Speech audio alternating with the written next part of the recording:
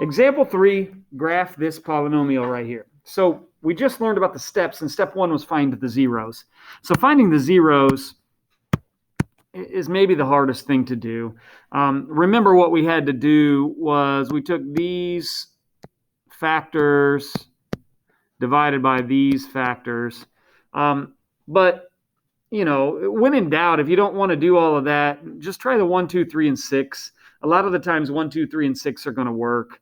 So let's just go through that. I'm going to see if 1 works using the synthetic division process. Notice I'm writing kind of small. There's a lot going on in this problem if I'm trying to graph it.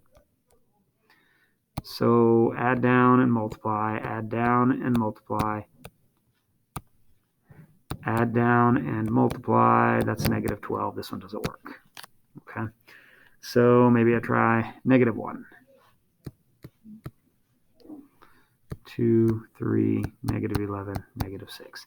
Add down and multiply, add down and multiply, add down and multiply. Nope, that doesn't work either.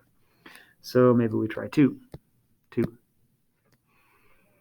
2, 3, negative 11, negative 6. Add down and multiply, add down and multiply, add down and multiply, and that's 0. Okay, sweet. So right now we know that one of my zeros is 2. Okay, so I can go ahead and graph it right there. I know one of my zeros is 2. And, you know, that means that there's a factor of x minus 2. Sometimes you're going to have to factor. Problem might ask you to factor. So one of the factors is x minus 2. And so we could keep going with the synthetic division, but I don't want to. I don't like doing synthetic division when I'm getting them wrong. Okay, if I don't know. What we've done here, keep in mind, and this was a problem on your quiz you just had, we've broken down the problem into 2x squared plus 7x plus 3. And you've seen this enough to where you should be able to factor this. I can factor this into 2x and x. I need two numbers multiplied to 3. I'm trying to make that 7, but the only way to do that is if, you know, you think about distributive property, the one that goes on the right side is getting multiplied by 2. So you've got to think about how to do this if one of those numbers is getting multiplied by 2, and that's not that hard to figure out. 3 times 2 is 6, plus the 1 is 7. So I'm going to put the 3 over here in the position that's getting multiplied by 2, and the 1 goes there, okay? So I've got 2 more factors. If the problem was asking you to factor, sometimes it'll do that. You've got 3 factors now. You've got x minus 2, and 2x plus 1, and x plus 3. But we're not really trying to factor right now. We're trying to graph. And so we want the zeros. The zeros are positive 2 and negative 3. And then this one is negative 1 over 2, so negative 1/2. So we've got 2 and negative 1/2 and negative 3.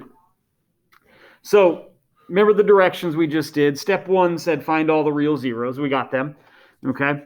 And step 2 said basically plug in 0. So if you plug in 0, think about how easy that'll be to plug in 0 to that equation. Everything's going to fall out, and you're just going to get negative 6. So plug in 0, get negative 6. That's going to be your y-intercept right there. So already we've got a pretty decent idea of what it is. Okay, step 3 says find the end behavior. The end behavior, well, that's where you look at that dominating function. We've got a positive odd. A positive odd looks like this. Okay, so right now I've got an idea of what this looks like. It looks like this, right? Okay, that's kind of what this thing looks like. But other than that, we can talk about like multiplicities. Okay, since the multiplicities are each 1, I know that it's just going to go straight through here and straight through here and straight through here. Okay, as opposed to like a bounce or a wiggle. Other than that, I can plug in other numbers and stuff. Okay, so if you plug in, like, let's say you plug in positive 1. If I plug in positive 1, I'm going to get 2 times 1 to the 3rd plus 3 times 1 squared minus 11 times 1 minus 6. That's going to be 2 plus 3 minus 11 minus 6. That's negative 6 minus 6. That's negative 12. 1 comma negative 12 is way down, way down here somewhere. Like that. If I plug in, like, let's see what happens at negative 2. Okay, negative 2.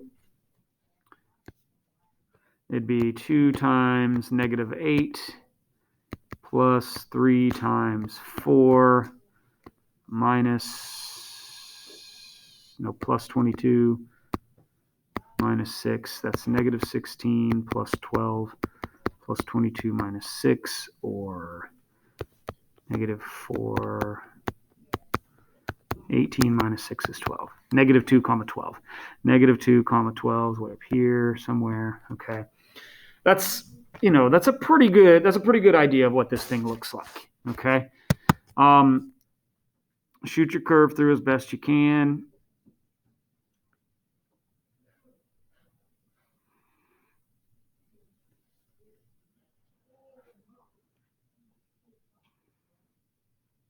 Try to make it smooth.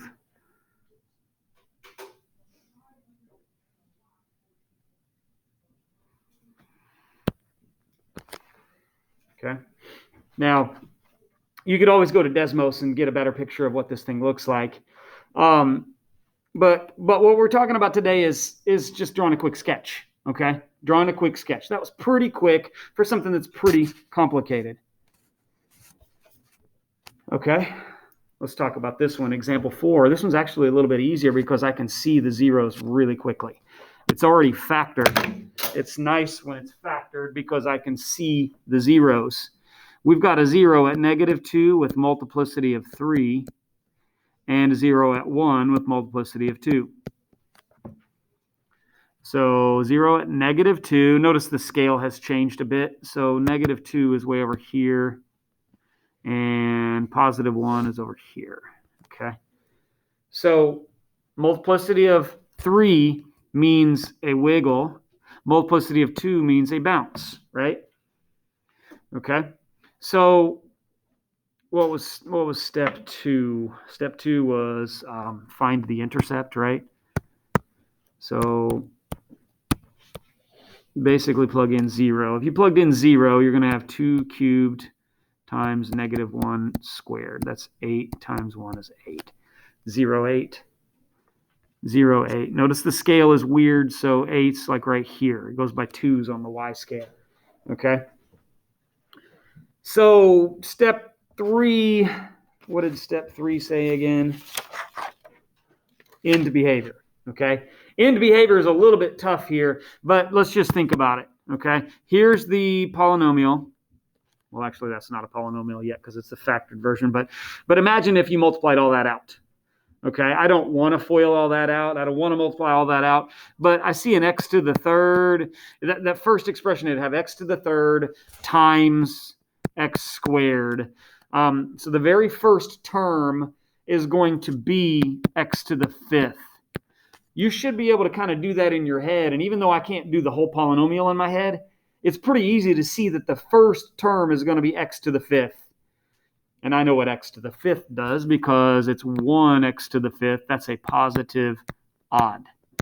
So I know a positive odd has end behavior that goes down and up like that. Okay? So, you might expect your thing to look like this or something. Okay?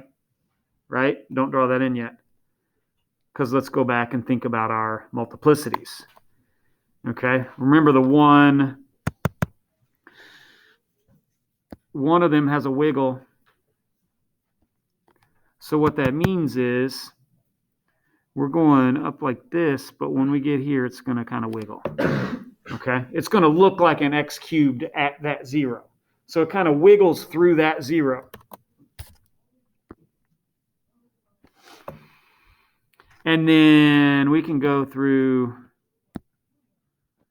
this, but then it's going to bounce at this 0.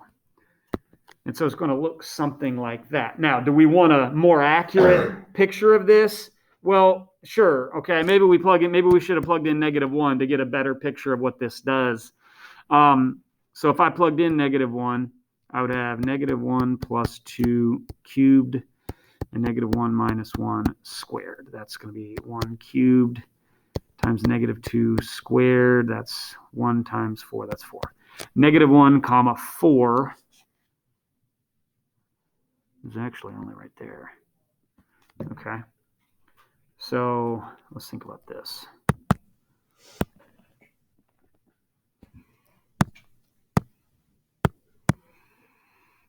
Okay, so I'm going to try to wiggle it through.